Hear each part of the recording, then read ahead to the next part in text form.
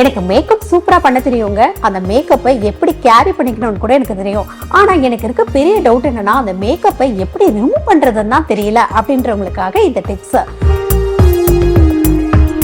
Cleanser, toner, moisturiser ரெகுலரா நீங்க ரொட்டீனா யூஸ் பண்ணிட்டு வந்தாலும் உங்க ஸ்கின் சூப்பரா இருக்கும். எப்படி நம்ம ஒரு வீடு கட்டுறதுக்கு முன்னாடி அன்னீவனா இல்லாம அந்த வால் இருக்கணும்னா ஒரு பிரைமர் போட்டு பட்டி பாக்குறாங்களோ அதே மாதிரி தாங்க மேக்கப்லயும் பிரைமர் மஸ்ட் மேக்கப்க்கு. உங்களுடைய ஸ்கின் டைப்புக்கு ஒரு டோன் அதிகமாவோ இல்ல ஒரு டோன் கம்மியாவோ நீங்க சூஸ் பண்ணி ஃபவுண்டேஷனை போட்டுட்டீங்க அப்படின்னா ஃபவுண்டேஷனை எப்படி பிளெண்ட் பண்றது தாங்க இருக்கு ட்ரிக்கே. நீங்க கரெக்டா பிளெண்ட் பண்ணீங்கன்னா உங்களோட மேக்கப் அப்படி சூப்பரா இருக்குங்க. ஐ மேக்கப், லிப் மேக்கப்லாம் நீங்க பண்ணீங்கன்னாக்கா சூப்பரா இருக்கும். நல்லாவே உங்களோட லிப்பு, ஐ, நோஸ் கான்டோர்லாம் பண்ணி நீங்க பண்ணும்போது மேக்கப் நல்லா என்ஹான்ஸ் பண்ணி செம்மையா தெரியும்.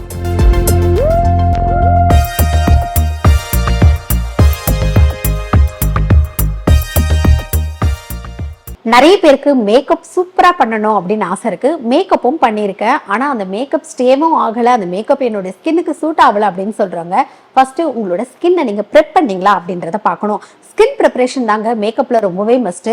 உங்களோட ஸ்கின் டைப் தெரிஞ்சுக்கிட்டு அதுக்கு ஏத்த மாதிரி உங்களுடைய மேக்கப்புக்கு முன்னாடி உங்க ஸ்கின்னை நீங்க ப்ரெப் பண்ணணும். ஸ்கின் ப்ரிப்பரேஷன் எப்படி பண்ணணும் அப்படின்றத நான் சொல்றேன். சிடிஎம். சிடிஎம்ன்றது நிறைய பேருக்கு தெரியும். அதாவது கிளென்சர், டோனர், மாய்ஸ்சரைசர். உங்களுடைய ஃபேஸை ஃபர்ஸ்ட் கிளென்ஸ் பண்ணுங்க. அதுக்கப்புறமா டோனர் வச்சு நீங்க பண்ணும்போது உங்களுடைய கிளென்ஸ் பண்ண போர்ஸ் எல்லாம் க்ளோஸ் ஆக ஆரம்பிக்கும். அதுக்கப்புறம் மாய்ஸ்சரைசர். உங்களோட ஸ்கின் டைப்புக்கான மாய்ஸ்சரைசர் அப்ளை பண்ணீங்கன்னா உங்க ஸ்கின் சாஃப்ட் ஆகும்.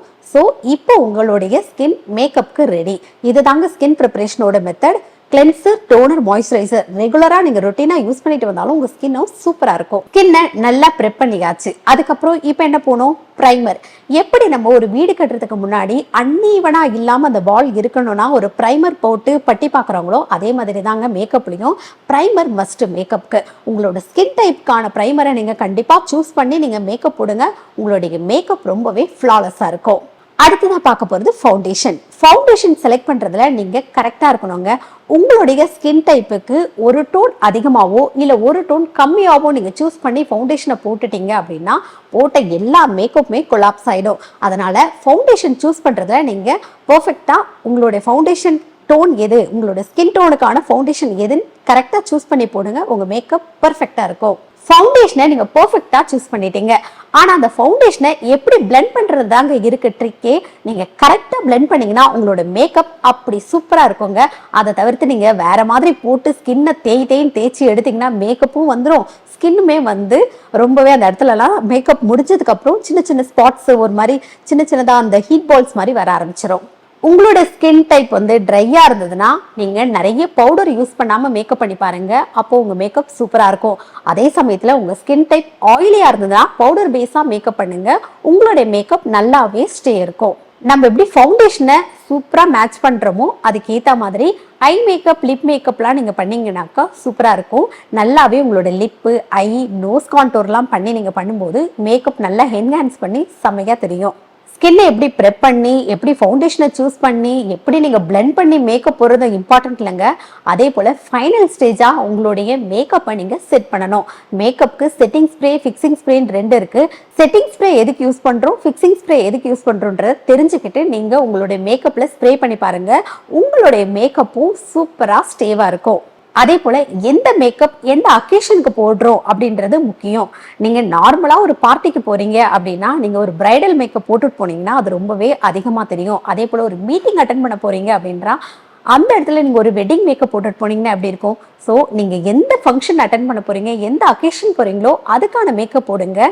இன்டர்வியூலாம் போகும்போது நியூட் மேக்கப்பா போட்டுட்டு போனீங்கன்னா அது உங்களோட ரொம்பவே பிளசண்டா காட்டும். அதே சமயத்துல நீங்க ஒரு பார்ட்டிக்கு போறீங்க அப்படின்னா கொஞ்சம் கிளாசி மேக்கப்பா போட்டுட்டு போங்க. அந்த உங்களோட பார்ட்டியே இன்னுமே அது சூப்பரா இருக்கும். எனக்கு மேக்கப் சூப்பரா பண்ண தெரியுங்க. அந்த மேக்கப்பை எப்படி கேரி பண்ணிக்கணும்னு கூட எனக்கு தெரியும். ஆனா எனக்கு இருக்க பெரிய டவுட் என்னன்னா, அந்த மேக்கப்பை எப்படி ரிமூவ் பண்றதுன்னு தான் தெரியல அப்படின்றவங்களுக்காக இந்த டிப்ஸ். உங்களுடைய ஸ்கின் டைப்புக்கு நீங்க சூஸ் பண்ணி நீங்க மேக்கப் ரிமூவ் பண்ணீங்கன்னா உங்க ஸ்கின்னும் நல்லா இருக்கும், உங்க மேக்கப்பும் சூப்பரா ஈஸியா ரிமூவ் ஆயிடும். உங்களுக்கு ஆயிலி ஸ்கின்னா இருந்ததுன்னா கொஞ்சமா கிளென்சர் எடுத்து நல்லா உங்க ஃபேஸ்ல அப்ளை பண்ணி சின்னதா ஒரு மசாஜ் கொடுத்து வைப் பண்ணி எடுத்துருங்க. உங்களுடைய மேக்கப் ஃபுல்லா ரிமூவ் ஆயிடும். அதுக்கப்புறம் நீங்க யூஸ் பண்ற ஃபேஸ் வாஷை யூஸ் பண்ணி ஃபேஸை வாஷ் பண்ணிக்கோங்க.